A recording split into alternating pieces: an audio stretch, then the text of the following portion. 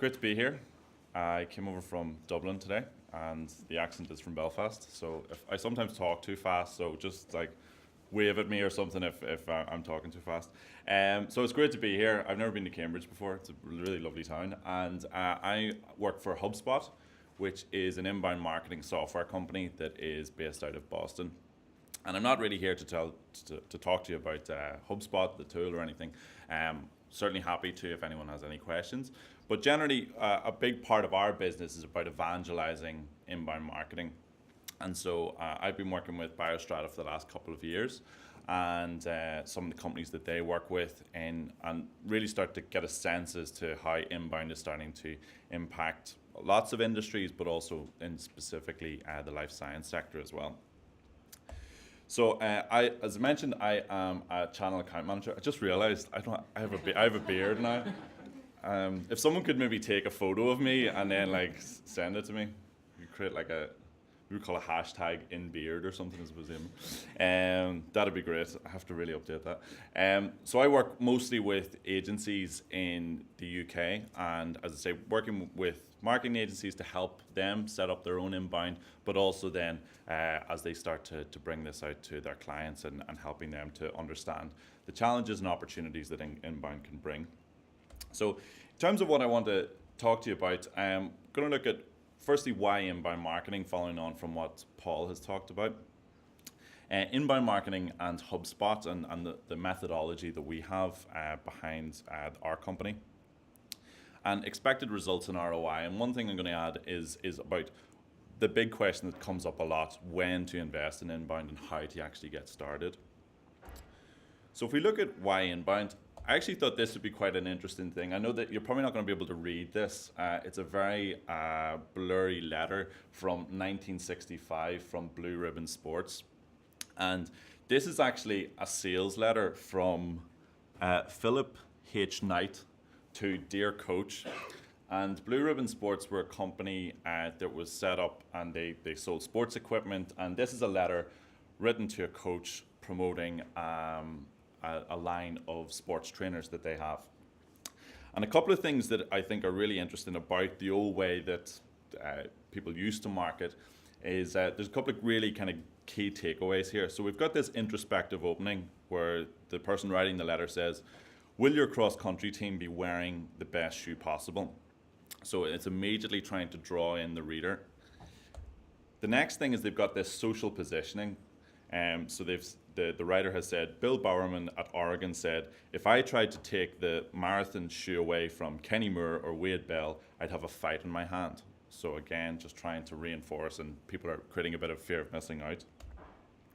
And then a testimonial here.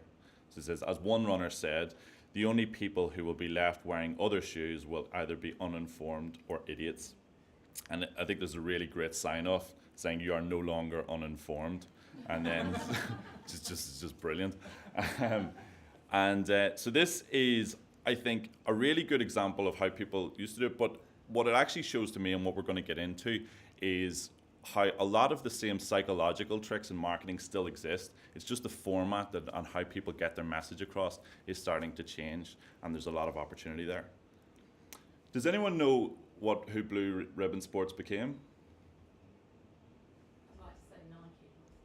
You're right, yeah. So that was the company that preceded and eventually became Nike. So we've kind of touched on a few things, but a big thing that we're going to look at and that we look at in the company is over the past decade, there's been a fundamental shift in the way companies reach their audience. And Paul's talked about this in that the old marketing playbook is broken. And so we see people now starting to skip and not engage with the old mediums that previously used to work. So people skipping TV ads, not opening direct mail, and are on do not call lists as well. So we start to see this real focus on traditional versus inbound marketing and the shift away more from traditional. And a big thing, and as Paul mentioned, it's technology that is leading the way as to how that has created this shift as to how people search and buy for products. So in a nutshell, it's marketing with a magnet, not a sledgehammer. So with inbound marketing and HubSpot, so HubSpot was a company that was set up 10 years ago. It was set up by two gentlemen by the name of Brian Halligan and Dharmesh Shah. And Brian Halligan was the real extroverted sales guy, worked for a venture capital company in Boston. And Dharmesh Shah was an introverted blogger, tech guy who, and they both met in university. And what they found was Dharmesh started this blog where he was writing about different things that were going on online and was getting this huge community built up around the content that he was writing. Where on the flip side, Brian Halligan had created this, was working for this venture capital company, helping companies to implement traditional sales funnels and people cold calling and finding it really difficult to actually keep people engaged. So this is where the whole notion of actually engaging people and building trust through online content came about. And they developed this methodology, which a lot of you might be familiar with, which very much represents a marketing funnel where people are looking to attract people into your website, convert that traffic into leads, close those leads into customers, and then delight those customers long term so that they become promoters, we can retain business, we can upsell into our existing client base, things like that. And when we break down each of the various elements, looking at the attract phase, this is all about turning strangers into visitors. And a couple of key things that we can look at, and I know Craig is going to talk about a number of elements in breaking down each of these various sections in his presentation. But looking at the attract phase, we're thinking about things like blogging, writing content that is useful to the people we're trying to target, optimizing it for search engines. So if I'm a buyer, what is it that I'm going to Google or Yahoo or Bing and putting into the search bar that you ultimately want your company to be ranking for? And then social is becoming an increasingly more powerful way to actually amplify that content out. The social media channels are always changing.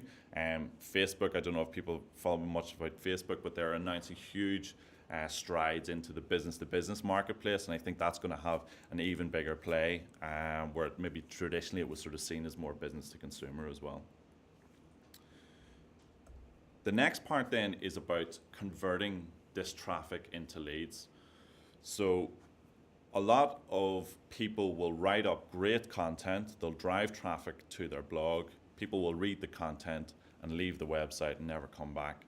And what we want to do is try and capture a percentage conversion rate, typically maybe somewhere in the region of 2 to 5% traffic to lead conversion rate, where people are reading down through a blog article and that there's some sort of offer, content offer, that people will want to engage with and give details so that we now capture their lead information.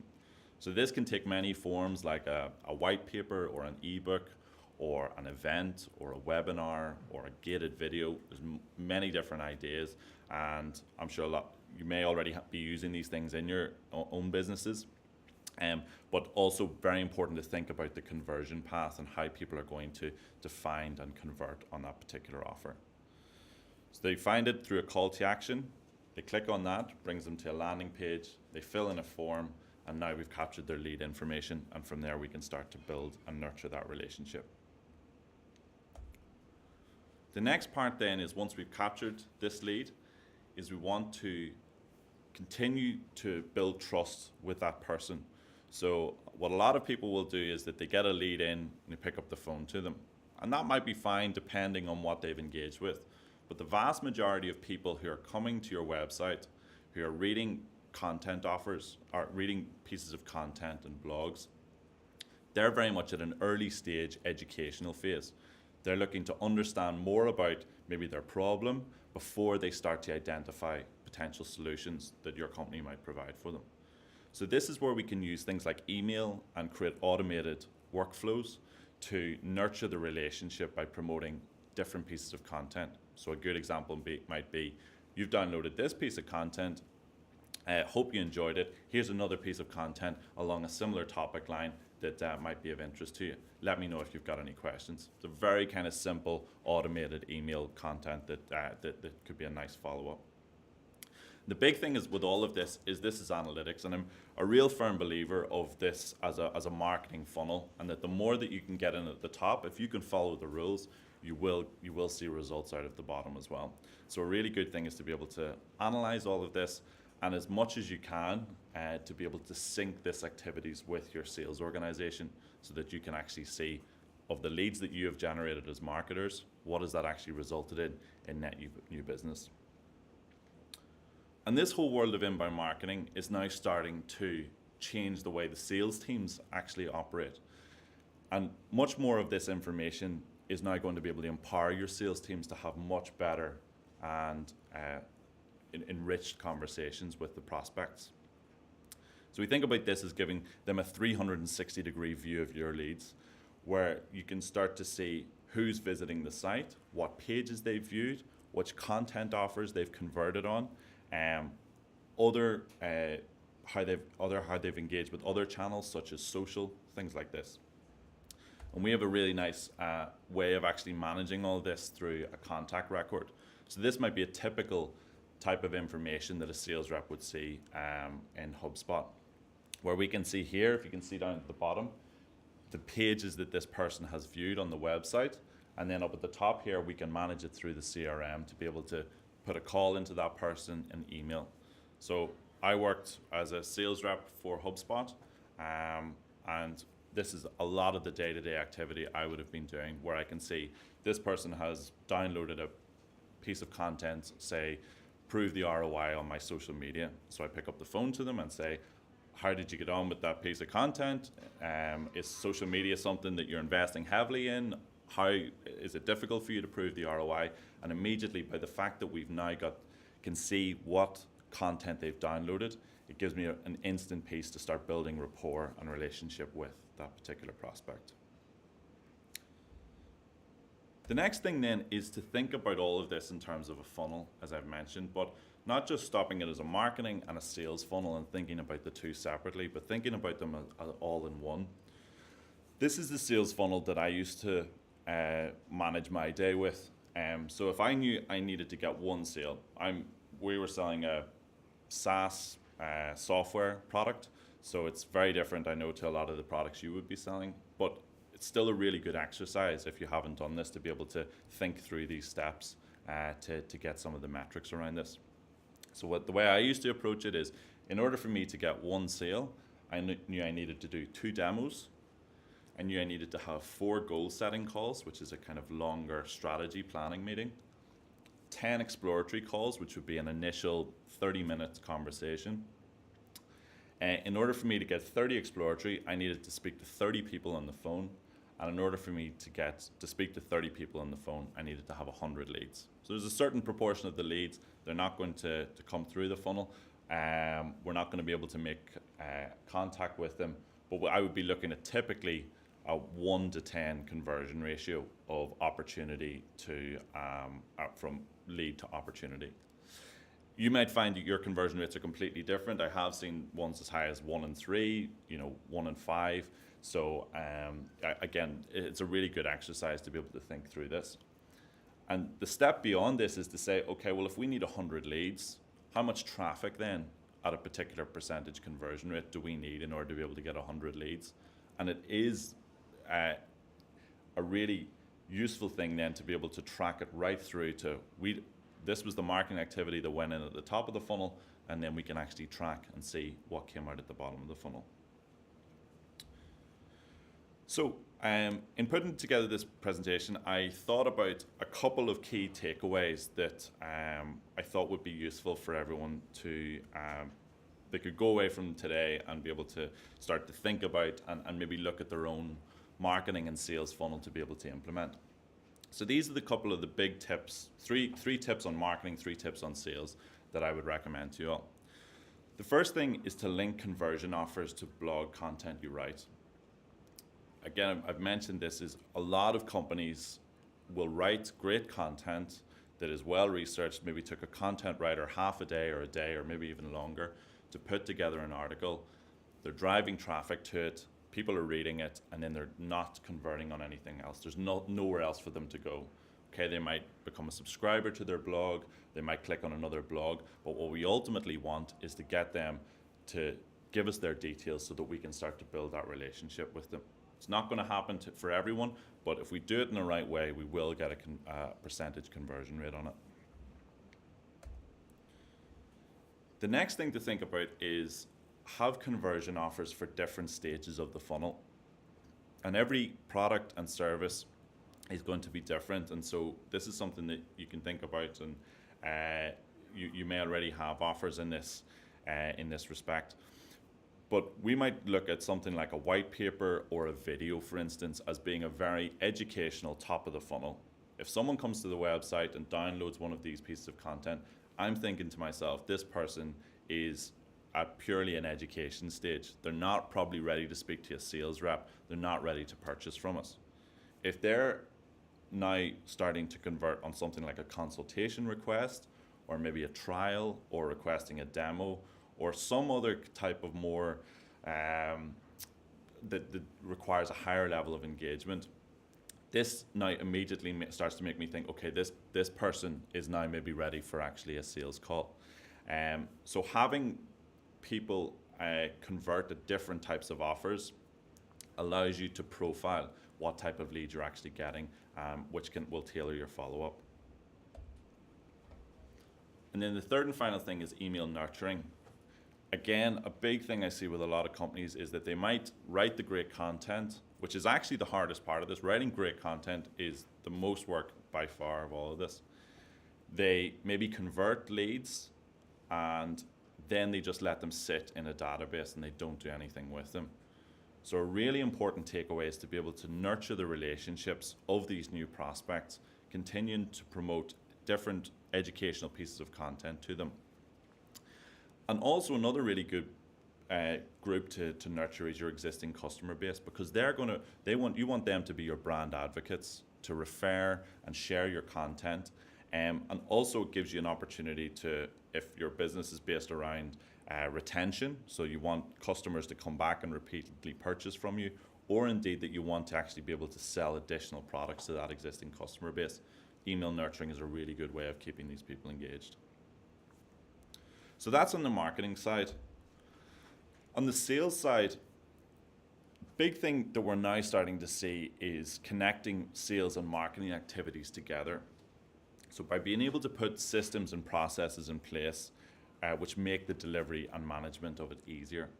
So hopefully less and less companies are viewing their sales and marketing teams as being at odds with each other. I'm sure it still probably happens, but to be thinking about this in terms of it's one funnel, and you'll win and you lose together, really. And having systems that you can empower the sales reps so that they can actually see what content a prospect is engaging with, how they view, different pages of the website. All of this is going to be extremely valuable in helping them to be able to close sales, which if we can track it, and we can, be able to attribute that back to your marketing activities. To look also then at analyzing your existing client base. So asking the question, how did they hear about you? And invest in the things that are working and change the things that aren't. So again, I'm not saying inbound is going to be the silver bullet. It might be for your company. It might not. It might form a part of your overall marketing spend for the company. But thinking and looking at and comparing it to other marketing channels and seeing how it's actually working for you is really imperative. A really good tip for people starting off, I think, a content strategy is to be able to, if you're a marketer, to ask the salespeople, what are the typical common questions you get on a day-to-day basis from prospects? Because chances are if they're asking those questions to sales reps, they're also searching for those answers online. So that gives you then really good sense of keywords to actually go and start creating content around. And then the final thing is send content to delight customers. So again, the content you produce, let's say you produce an ebook or a white paper, while you're going to have that on your website and you're going to try and drive traffic to that to get them to convert, that content is also an asset that you can start to promote to your sales teams to be able to actually share with the prospects they're speaking to, with the people who have gone cold on them, anything like this. I've used this tactic many times before, where I've said, oh, Bill, I remember we were speaking the other day and you mentioned that you were having a challenge with this. Well, our marketing team actually just wrote a piece of content on that, so I thought it would be really useful. Like, as a prospect, if they're getting something like that, it shows then that the sales rep actually cares about this person, that they're thinking about them, and it's not just sort of blanket emails that they're being sent out. They're actually trying to be really targeted and build more of that trust by leveraging the content. Okay, so those are my sales tips. So then the next thing that I always get asked is when and how to invest in inbound. And one of the, I suppose, realities is that there's sometimes never a great time to invest in inbound, in that there's always going to be things that are going to be distracting, and there's, it maybe means an additional resource. And it is one of these things that requires a long-term investment. There's pieces of content that we wrote back in 2007 when HubSpot started that we still drive traffic and leads to. So all of these things, you're developing assets that are going to continue to provide you with benefit. So a good thing to think about is, okay, well, how can we actually get started and approach this? And the first thing that I would suggest is to define your business goals and break it down to revenue figures. Like I showed you with the funnel, is actually say, well, where does the company want to grow to? Okay, so how much of that is marketing going to be actually responsible, marketing and sales going to be responsible for? Can we attribute a figure to that? Also very useful to see how are we actually trending towards that. If you have a 2017 goal, how has the marketing and sales actually performed so far in the first 5 months of the year? What could we actually do differently in order to be able to try and ramp it up if we're behind to hit those revenue figures by the end of the year? The next thing is then to decide the optimum percentage of business coming from the website. I think a really good thing that if you're able to have the conversation and figure out metrics around, okay, we know we need to grow by another $1 million in revenue this year. We want 30% of that, so we want 300,000 coming from leads that have been generated by the website. That is because our average sales price is 50,000. We know we need 6 new customers before the end of the year in order to be able to hit that specific target. That's the kind of level of granularity that I would encourage you to get to, because it really just puts it makes all of these other marketing metrics so much more real. You want to be able to analyze your existing metrics. So look at what is the current traffic level, the amount of leads that you're generating. If you do know how many customers you're getting from the website, this is really, really useful information. And it gives you a point to be able to see, okay, what could we do to be able to ramp this up? A lot of companies might find that they're actually doing really well in one part of the funnel, so that they're maybe driving loads of traffic, but that they're not converting enough of that traffic. So what we might say is, okay, well, for the initial next 3 months, we're going to focus on trying to roll out a conversion campaign that's going to get more of that traffic converting on and into our funnel. Really useful thing is to be able to compare to other companies. We have a big case studies database where you can actually look at companies with similar within your industry, see how they've grown over maybe a 2 or 3 year period, and try and ascertain some similar metrics that might be relevant to you. And then to break it down into various stage plans. So develop a 90-day, 6-month, 12-month, and long-term plan. And remember again that inbound is the sort of thing that you want to be thinking about. It's going to be providing you, the work you do now is going to be providing you with benefit over the next 5, 10 years and beyond. Because you're developing content assets, you're developing workflows that's going to nurture your databases, all of these things. I think if taking that kind of first 90-day plan, a really simple example might be that you want to roll out an initial content campaign. So we're going to run a webinar series that's going to be held on the 30th of June, and we're going to start from the 1st of June and try and drive activity to that. And what we're going to do from the 30th of June, we're going to have that webinar and try and drive new leads back into our funnel that our sales team can then work. We're going to get to the end of August, and then we're going to actually measure the success of that particular campaign. So that could be a really simple example of your first 90 days. And I think a really good starting point for that first campaign is to start with the low-hanging fruit. And what I mean by that is if you've got an existing database of people you've spoken to in the past, people your sales team have engaged with, whatever it is, that's a really good asset to target your first campaign with, because the low-hanging fruit is the people who already have heard about you. You're going to send an email to them, promote a piece of content like a webinar or an ebook that you've just created, and that is going to get a certain percentage of those back into the funnel. So I think that's a really, really good place to start. You can get a lot of the quick wins from that as well. We produce an return on investment report every year through MIT, and this is our metrics that were taken from 2017.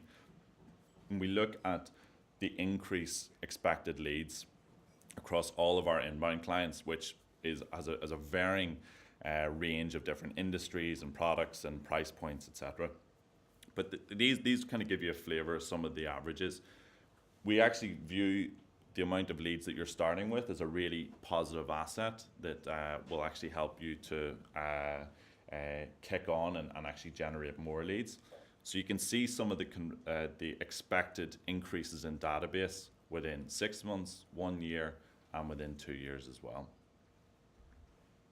So this is online, and again, we can share these resources after if it's something you're interested in being able to figure out and put together a model, what it might look like for your company if you were to go down this route. And the next thing then is to analyze the specific elements of your marketing. So looking at your traffic, as we talked about, so you can be looking at things like your keyword rankings, the amount of page views you're getting, blog visits and subscribers, social media reach, social media message analytics, social media channels. I think a really powerful metric to look at is the organic search results that you're getting. If you're getting somewhere in the region of 40% plus in organic search, that to my mind is saying there's a large proportion of those people who are finding your website before ever hearing of your brand name.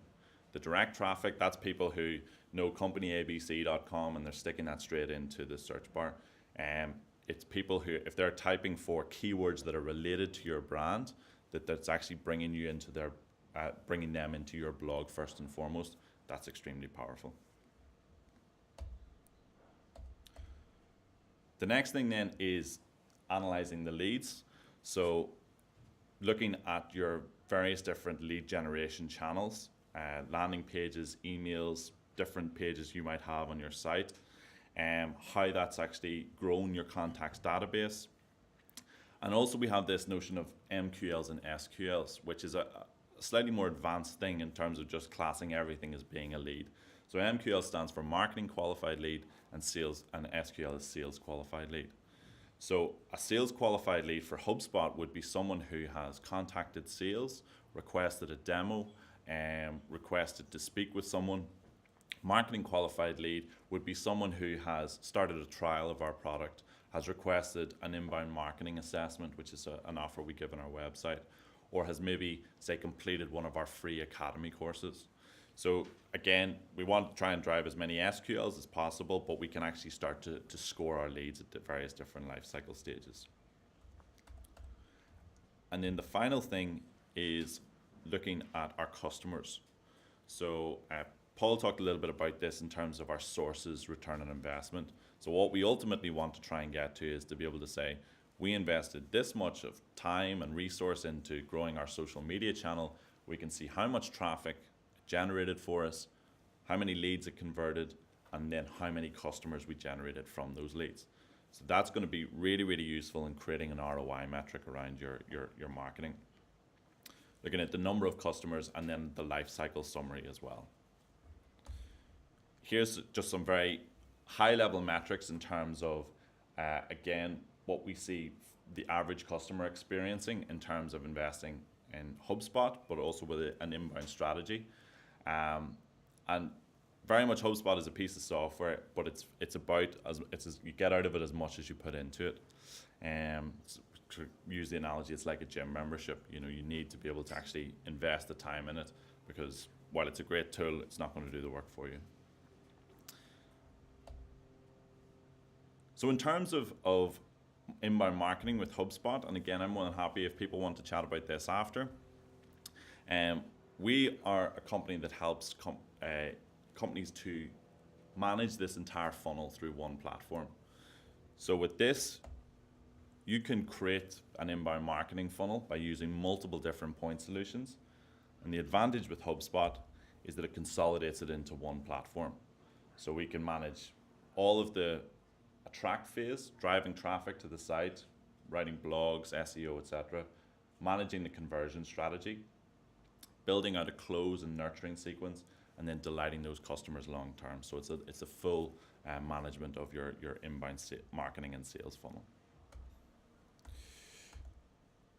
A kind of good takeaway that I would suggest if anyone wants to learn more about this is we have a number of free certifications on the website. A really good thing to start with is an inbound certification, which is free for everyone to do, where it's delivered through our HubSpot Academy, which you can go onto our website and find. And it's a 4.5-hour video course, which will give you basics in all of the various different stages of the funnel. So you can go through that, you can take the test, you can get the certification, you can stick it on your LinkedIn if you want. And again, it's just going to give you a really good basis. But all of this stuff, I'm more than happy to speak to anyone after the presentation, or indeed if anyone wants to follow up after it, we certainly can.